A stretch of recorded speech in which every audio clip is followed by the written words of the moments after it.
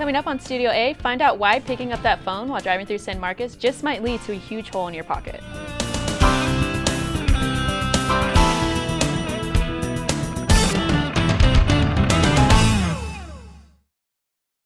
Hello and thanks for tuning in. I'm Megan Lopez, and with me today are Leighanne Coleman, Jonathan Borazjani, Kevin Quintero, and Jeffrey Hald.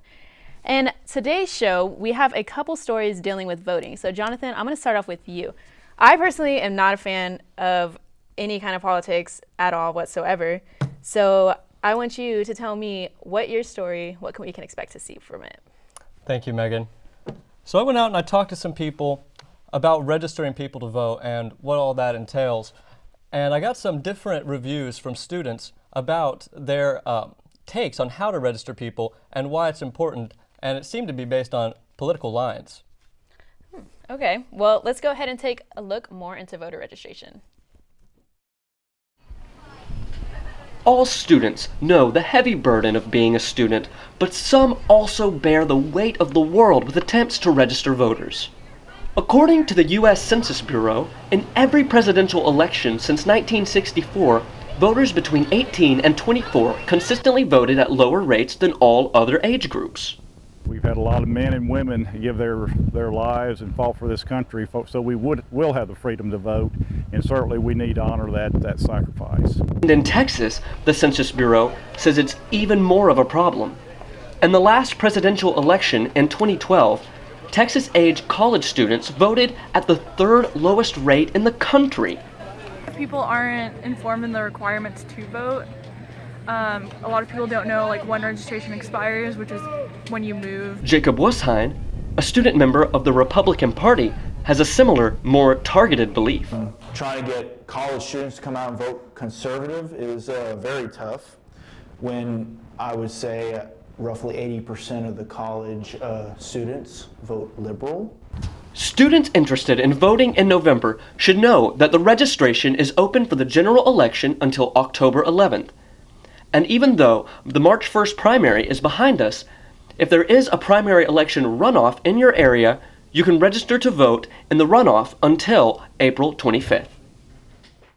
Wow, that's crazy. So I know that the whole students and voting, I know it's really low right now, but I didn't realize it was that low.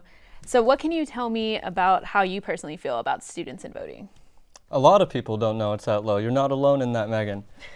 And the way I feel about it is we need to have our voices heard. And if we don't get out there and vote, no one will know. No one will know how we feel. And a lot of young people have strong opinions that don't get voiced.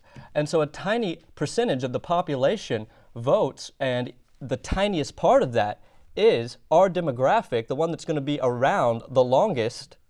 And so it's so important we get out there and make sure our concerns are heard and met. So how do politicians target these younger audiences? A lot of politicians, Jeffrey, don't even try. And it's a travesty. But some politicians do, even though they know they're probably not going to get that many votes out of it because it's important. Bernie Sanders, this election, has inspired more young people than any in recent history, any politician in recent history. So social media is a way to do it. Speaking passionately is a way to do it. And speaking the truth. I think that's what young people really want to hear. So, Jonathan, how would a student go about registering to vote here on campus, if that's even possible? Oh, thank you for asking that, Kevin. Now, you can vote on campus on the quad. The Texas State Democrats, I guarantee you that they're every semester, will be there for months leading up to the general election in November. And you can also go to City Hall and register there. I'm deputized, so if you want to just talk to me, I will take care of you in that. You can also be deputized at City Hall. All right. Well, I know we have another story also dealing with voting. And Kevin, I know yours is about that. So what can you tell me about it? Yeah, well, my story is actually just about general information on how to go about voting, where to vote, who to see, who to talk to, and just the importance of actually voting. All right. Well, let's go ahead and take a look. San Marcos has opened up its voting polls for elections. Voting will be going on in different locations throughout the city. The Texas primary has become more relevant for the 2016 election amongst our students here at Texas State. Texas opened up its early voting on February 16th and went on to the 26th. Voting to some may seem like a chore or this complicated process, and in reality it's a fast, simple process. I encourage you to go to the polls and vote for like one contest, because I have so many people, regardless whether they're 18 or maybe 65, they don't know everybody on there. They don't know who to vote for sometimes, and they think you have to vote a full ballot. I say start off with your first candidate. Regular voting started Tuesday, March 1st, and will be going on at the Government Center from 7 a.m. to 7 p.m. Texas State students have already participated in early voting. I voted today for the first time ever. I feel like a relief being able to vote, and it's really easy. It only took me like 3 minutes.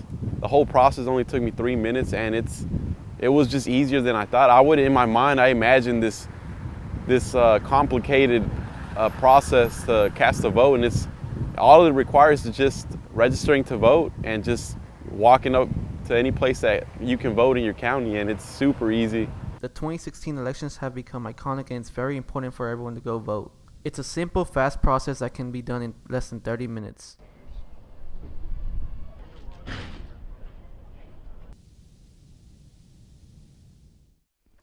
Okay, so Kevin, let me ask you, what did you see whenever you went to go film this story? Like, how was the voter turnout? There was a lot of young people there. I feel like they were all students in the room of about, I say 40. I say about 15 to 20-ish were students, so that's pretty, dramatic to the stats that you said about student voting. Yes. So did you vote, Kevin? Of course I did. I voted during the first week of early primaries. Good, because obviously we were talking about students not voting a lot, and so I myself have not voted, and I know my grandpa would be pretty disappointed in me for that. So well, you should go vote. It's a good thing that you voted. As soon as possible. Yeah.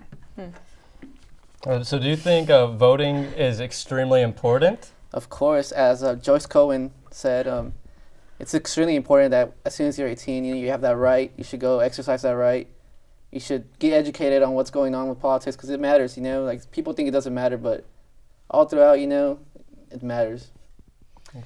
All right, well, transitioning away from voting, let's go ahead and talk about your story, Jeffrey. I know that we just passed this law, and we don't want, we don't want to be on our phones while driving and stuff, because what will happen exactly? Yeah, well, the law actually just passed here in San Marcos very, very recently. February 1st, it took effect for warnings, and then March 1st, they are ticketing. So basically what this law is it's a Bluetooth law, hands-free law while you're driving.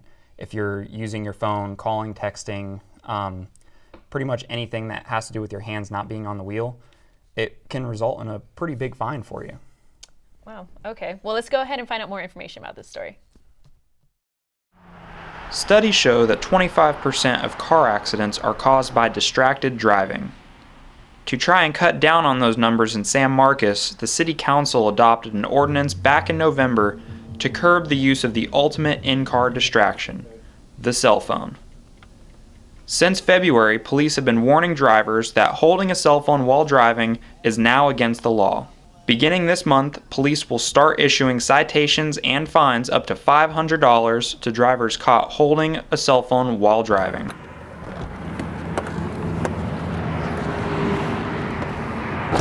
Local businesses like Audio Outlet have welcomed the Bluetooth law with open arms, providing suggestive sales to keep customers safe and legal at all times. I love the Bluetooth law passed here in San Marcos. Not only does it keep drivers safer, but it brings more business to the store. It gives me awesome peace of mind knowing that when I call my wife while she's driving, her eyes stay on the road and both hands on the wheel.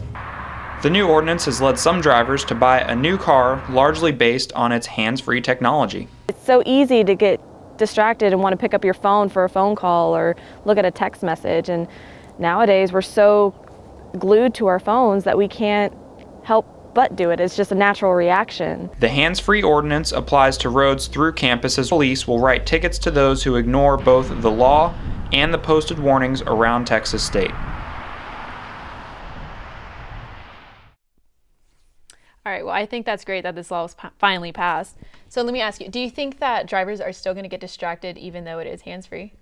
I believe that they will, just because through my research I found that you use the same part of your brain to text and call that you do to visibly see. So if you're texting or calling and responding to someone, on the phone, you're not actively seeing what's in front of you, and that could cause a problem while you're driving. Right. Wow. One thing about this particular law that has always concerned me is how it will be enforced. Like, let's say that I just run my fingers through my hair or touch my face, and a cop thinks that he saw me on my phone.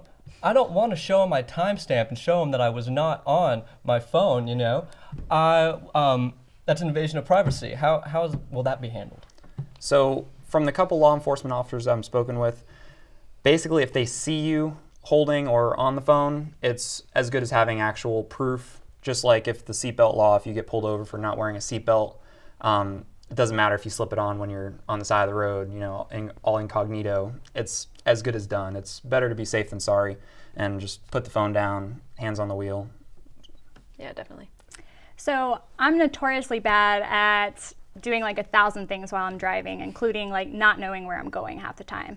So I'm just wondering things like maybe eating while driving or putting on makeup while driving. Do you think those things are also included in this law, or is it just being distracted by a cell phone? So my personal opinion, I think that the law will mostly be enforced due to cell phones like texting and calling, but it also is written in the literature that if you are eating, if you are putting on makeup, basically anything that your hands are not on the wheel, they can enforce the law and write you a pretty hefty fine, up to about $500. Ooh, wow, that's pretty harsh. So just remember not to be on your phone while driving, obviously. And so in a couple weeks, I know that, Leighanne, you have a story for us that has to do with internships and why it's so important for students. So can you give me a little tease of what we can be expecting? Yeah, so my story is about internships and how they're pretty much just as important as having a degree nowadays. And the fact that hands-on experience means a lot to employers. And I think that I personally was inspired to do this story because I actually just got back from doing an internship. And so I think that I learned so much in that internship than I don't want to say in the classroom, I learned more in the internship than I did in the classroom, but I think that I was able to actually put that knowledge in the classroom to work in an internship. And so I just wanted to stress the importance of those. So awesome. Well, I can't wait to hear about it. So thank you for tuning in with us here at Studio A. If you want to see more episodes, be sure to tune in on YouTube and search us at Studio A. And for Leighanne, Jonathan, Kevin, and Jeffrey, I'm Megan Lopez, and we'll see you next week.